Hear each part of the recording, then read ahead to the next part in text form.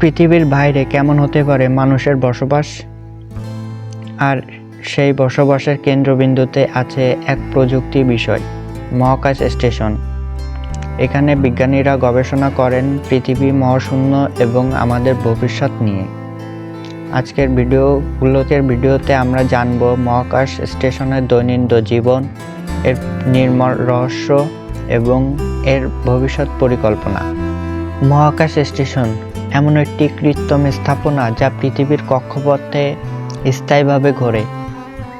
এটি পৃথিবী থেকে প্রায় 400 কিলোমিটার উপরে অবস্থিত এবং ঘন্টায় প্রায় 28,000 কিলোমিটার গতিতে পৃথিবীকে প্রদক্ষিণ করে।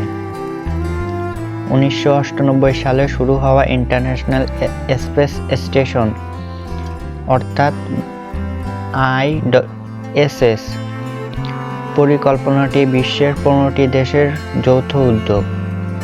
এটি মডিউল দিয়ে তৈরি, অর্থাৎ ধাপে ধাপে বিভিন্ন অংশ জোড়া লাগিয়ে সম্পূর্ণ করা হয়েছে।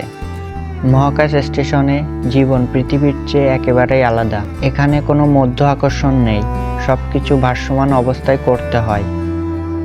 নভোচারীদের প্রতিদিন নির্দিষ্ট রুটিন থাকে, গবেষণা, ব্যায়াম এবং স্টেশনে বিভিন্ন কাজ করা। খাবার, সেটা আবার বিশেষভাবে প্রক্রিয়াজাত যাতে মধ্য আকর্ষণহীন অবস্থায় সহজেই খাওয়া যায়।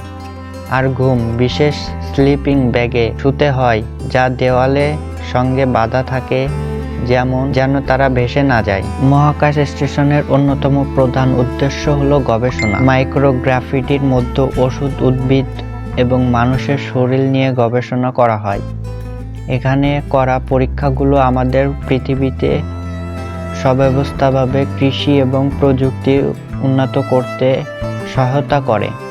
এছাড়া ভবিষ্যতের মঙ্গল এবং চাঁদ মিশনের জন্য গুরুত্বপূর্ণ তথ্য সংগ্রহ করা হয়। বিজ্ঞানীরা চাঁদ এবং মঙ্গলে নতুন মহাকাশ স্টেশন তৈরির পরিকল্পনা করছে। নাসা এর আল্টিমেট প্রোগ্রামের লক্ষ্য হলো এইসব স্টেশনে একদিন মহাকাশ ভ্রমণের মূল কেন্দ্র হয়ে উঠবে, যা মানুষের মহাশূন্য দীর্ঘমেয়াদী বাস নিশ্চিত করবে। মহাকাশ স্টেশন শুধু প্রযুক্তি নয়, এটি আমাদের কল্পনা আর উদ্ভাবনের সীমানা ছাড়ানোর প্রমাণ।